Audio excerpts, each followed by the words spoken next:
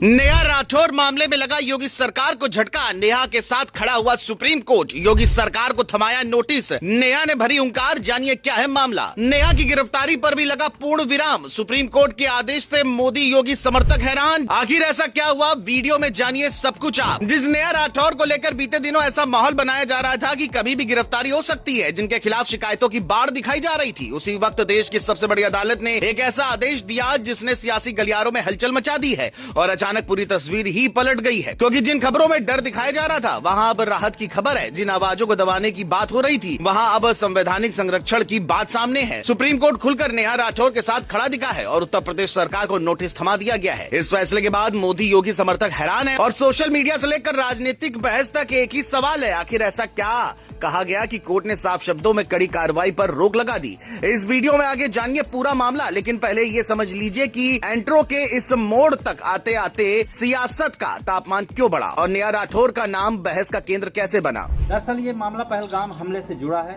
जिसके बाद social media पर नेहा राठौर ने सरकार से एक गीत के जरिए तीखे सवाल पूछे थे। सोशल मीडिया पर मुखर आवाज के रूप में पहचानी जाने वाली नेहा ने चौकी दरवा कायरवा शीर्षक से एक गीत साझा किया। इस पर आरोप लगा कि प्रधानमंत्री पर आपत्तिजनक टिप्पणी की गई है। इसके बाद वाराणसी और लखनऊ में उनके खिलाफ मुकदमे दर्ज हुए। हजरतगंज कोतवाली में दर्ज मामले में ये भी कहा गया कि पोस्ट से दो समुदायों के बीच तनाव फैल सकता है और देश की छवि को नुकसान पहुंचा है। शिकायतकर्ता की दलील थी कि इन पोस्ट का उपयोग पड़ोसी देश के मीडिया ने भारत की आलोचना के लिए किया। इस पूरे घटनाक्रम ने देखते देखते कानूनी रूप ले लिया और नेहा को नोटिस भेजे गए। लखनऊ पुलिस की ओर से बयान के लिए नोटिस भेजा गया। पहली बार नेहा ने तबीयत का हवाला दिया। इसके बाद दूसरे नोटिस पर वे अपने पति के साथ रात के समय हजरतगंज कोतवाली पहुंची। देर रात होने के कारण पुलिस ने उन्हें वापस लौटा दिया।